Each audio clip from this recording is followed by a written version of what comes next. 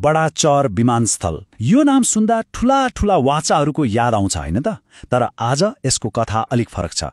यो त वाचा र वास्तविकता बीचको एउटा गहिरो खाडलको कथा हो। आउनुहोस् यसलाई अलि नजिकबाट निहालौं। अब यो खाडललाई बुझ्नलाई एउटा एकदमै अनौठो तर निकै महत्त्वपूर्ण प्रश्नबाट सुरु गरौँ है त। सोच्नुस् त, राष्ट्रको एउटा महत्त्वपूर्ण पूर्वाधार, एउटा पुरै एयरपोर्ट कसरी गाईवस्तु चराउने खर्कमा बदलिन सक्छ? अनि यही प्रश्नको जवाब खोज्ने क्रममा हामी हाम्रो पहिलो खण्डमा जाँदैछौँ। यहाँ हामी बडाचौरको आजको अवस्था हेर्नेछौँ, जुन साँच्चै नै अचम्म लाग्दो छ। आखिर यो विमानस्थल हो कि गाईवस्तुको खड्क?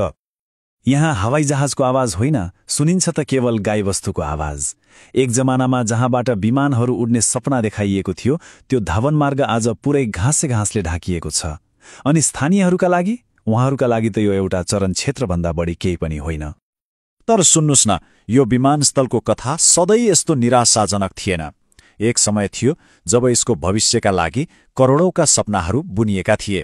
एउटा निकै महत्त्वाकांक्षी योजना पनि थियो।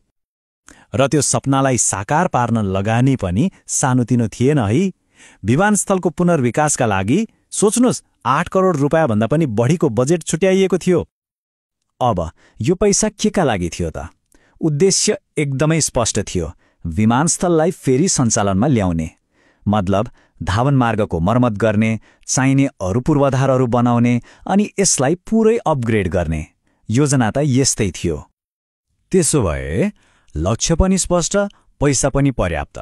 यति हुँदाहुँदै पनि कहाँनेर गल्ती भयो त? के कुरा मिलेन? समस्याको जड भनेको एउटा प्रशासनिक प्रक्रियामा गएर अड्कियो, जसलाई हामी बजेट फ्रिज हुनु भन्छौँ।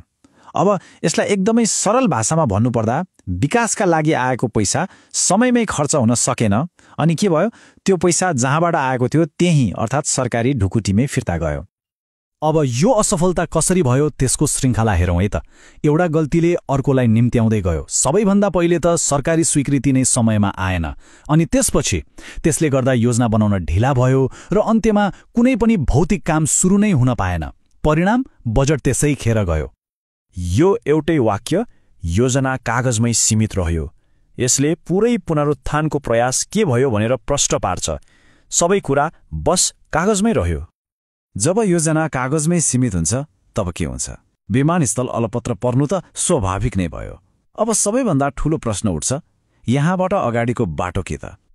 तर दुःखको कुरा के हो भने आजको दिनसम्म पनि, चाहे त्यो संघीय सरकार होस्, प्रदेश सरकार होस् वा स्थानीय सरकार, कुनै पनि तहको सरकारसँग यसको भविष्यका लागि कुनै ठोस योजना नै छैन। सबैतिर एक किसिमको मौनता मात्रै छाएको छ।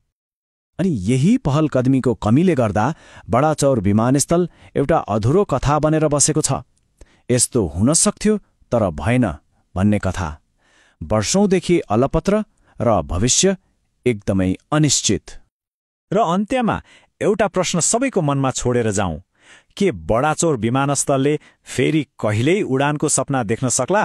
कि यो सधैँभरिका लागि वाचा र वास्तविकता बीचको खाडलको प्रतीक बनेर एउटा चरण क्षेत्रमै सीमित रहला?